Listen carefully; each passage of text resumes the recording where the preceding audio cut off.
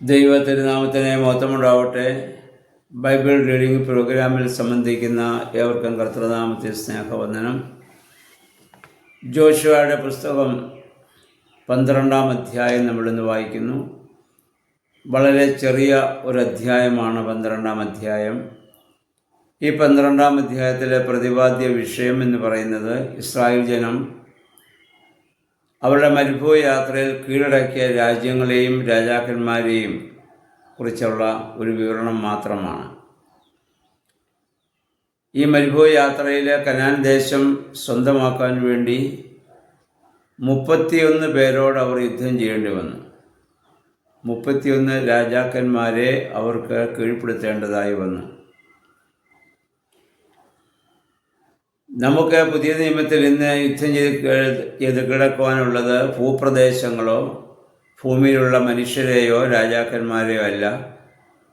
പൗലോസ്ലീഹ പറയുന്നത് നമുക്ക് ശത്രുതയുള്ളത് ജഡരക്തങ്ങളോടല്ല, മനുഷ്യനോടല്ല, വാഴ്ചകളോട്, അധികാരങ്ങളോട്, അന്തരീക്ഷം പതിരിക്കുന്ന ആ ദുഷ്ടാത്മസേനയോടാണ്, എന്ന് പറഞ്ഞാൽ പിശാചിനോടാണ്.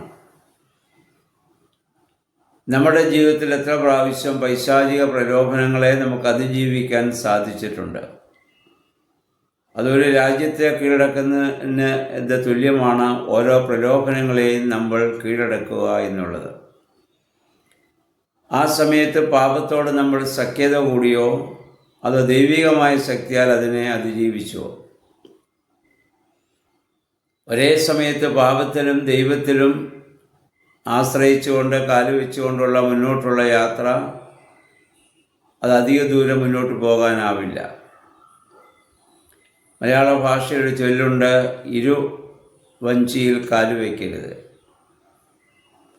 ഇരുവഞ്ചിയിൽ കാലുവെച്ചുകൊണ്ട് അധിക ദൂരം നമുക്ക് സഞ്ചരിക്കാനാവില്ല, നമ്മൾ വീണുപോകും. ഒന്നുകിൽ ദൈവത്തിൻ്റെ കൂടെ അല്ലെങ്കിൽ പാപത്തിൻ്റെ കൂടെ. എന്നാൽ പലപ്പോഴും പാപത്തോട് സഖ്യത ചേരുന്ന ഒരു മനോഭാവമാണ് നമുക്ക് ഉണ്ടായിട്ടുള്ളത്.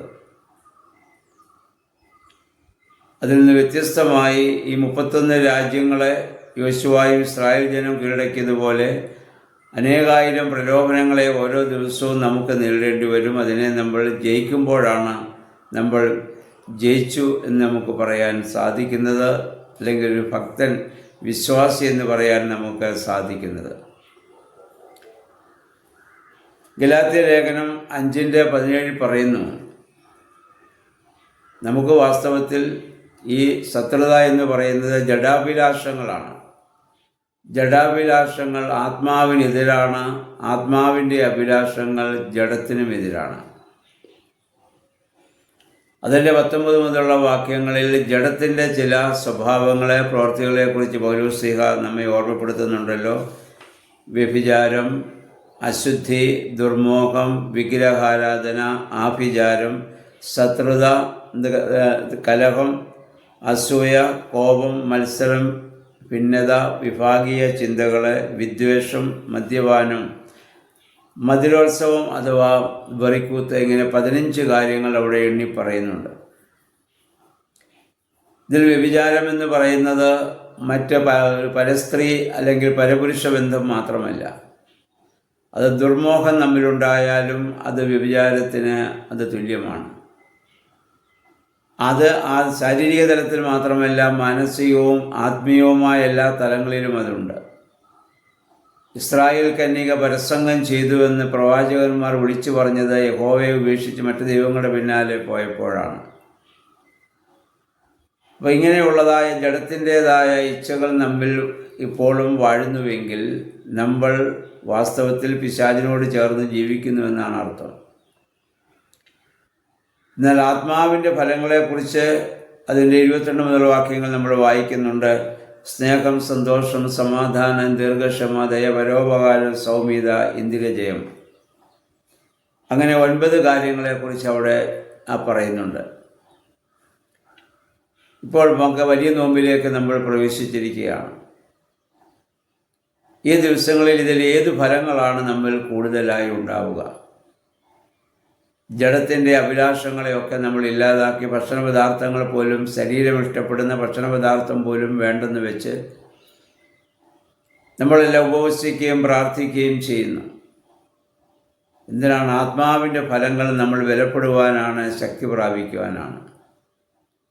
ജോഷുവായും ഇസ്രായേൽ ജനവും ഈ ഭൂമിയിലുള്ള രാജാക്കന്മാരെയും രാജ്യങ്ങളെയും ഒക്കെ കീഴടക്കിയതുപോലെ പുതിയ നിയമത്തിൽ നമുക്ക് ജഡത്തിൻ്റെ അഭിലാഷങ്ങളെ കീഴടക്കുവാൻ സാധിക്കണം. എന്നിട്ട് ആത്മാവിൻ്റെ ഫലങ്ങൾ നമ്മിലുണ്ടാവണം. നോമ്പിൻ്റെ പ്രാർത്ഥനകളും നോമ്പിലെ എല്ലാ ശുശ്രൂഷകളും അതിന് നമ്മെ സഹായിക്കണം. വേദപുസ്തക വായന അപ്രകാരമുള്ള ഒരു വലിയ ശക്തി നമുക്ക് ലഭിക്കുന്നതിന് വേണ്ടിയിട്ടാണ് നമ്മളിതൊക്കെ വായിക്കുക. അത് വലിയ വെളിച്ചമാണെന്ന് നമുക്കറിയാം. ജഡത്തിൻ്റെ പ്രവൃത്തികളൊക്കെ അന്ധകാരത്തെയാണ് സൂചിപ്പിക്കുന്നതെങ്കിൽ ആത്മാവിൻ്റെ ഫലങ്ങൾ പ്രകാശത്തെയാണ് സൂചിപ്പിക്കുന്നത്. അങ്ങനെ ആത്മഫലങ്ങളുള്ളവരായി ജീവിക്കുവാൻ ദൈവമേ, പരിശുദ്ധാത്മാവെ ശക്തീകരിക്കണമെന്ന് നമുക്ക് പ്രാർത്ഥിക്കാം. അതിനുവേണ്ടി നമുക്ക് ശ്രമിക്കാം. ഈ നോമ്പിന് ദിവസങ്ങൾ സർവശക്തനായ ദൈവം അതിന് നമ്മെ സഹായിക്കുമാറാകട്ടെ.